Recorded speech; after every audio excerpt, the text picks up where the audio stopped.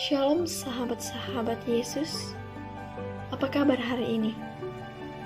Puji Tuhan pasti baik tentunya, oleh karena tuntunan Tuhan selalu menyertai kita semua. Renungan kali ini kita akan mengangkat satu tema, yaitu mampu mengendalikan diri. Namun sebelum masuk ke dalam renungan kita hari ini, ayo kita terlebih dahulu membaca dari kitab Amsal pasal 25 ayat yang ke-28 yang berbunyi, orang yang tak dapat mengendalikan diri adalah seperti kota yang roboh temboknya. Nah, sahabat-sahabat Yesus, sering kita jumpai ada banyak orang Kristen yang hidupnya menjadi batu sandungan bagi orang lain karena memiliki tabiat yang kurang terpuji.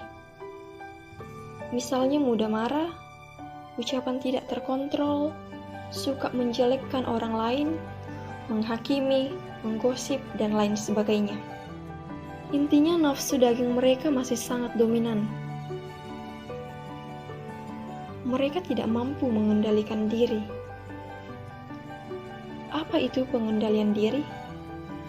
Pengendalian diri adalah sebuah sikap tegas tidak mau dikuasai oleh keinginan-keinginan duniawi, atau tidak berkompromi terhadap segala hal yang berlawanan dengan kebenaran.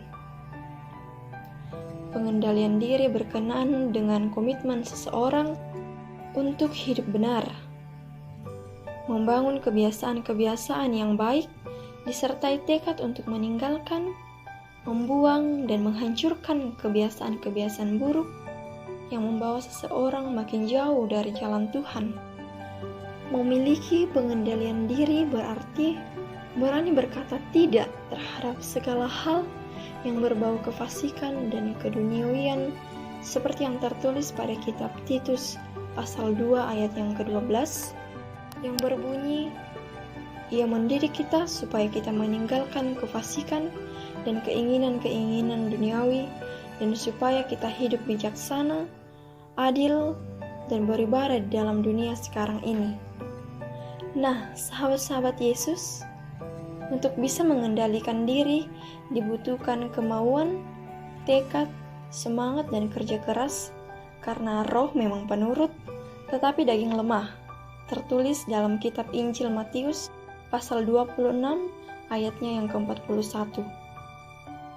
Pengendalian diri penting sekali bagi orang percaya, karena merupakan syarat utama mengikuti Yesus. Setiap orang yang mau mengikut aku, ia harus menyangkal dirinya, memikul salibnya, dan mengikut aku. Tertulis dalam kitab Injil Matius pasal 16 ayat yang ke-24. Mampu mengendalikan diri berarti menawan segala pikiran dan menaklukkannya kepada Kristus. Kitab 2 Korintus pasal 10 ayat 5.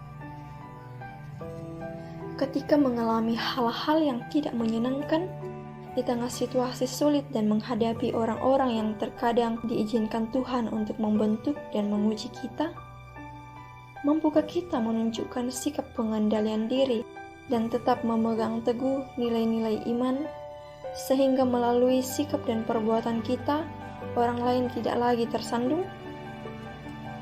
Seperti ketika Rasul Paulus bertekad, aku melatih tubuhku dan menguasainya seluruhnya, supaya sesudah memberitakan Injil kepada orang lain, jangan aku sendiri ditolak.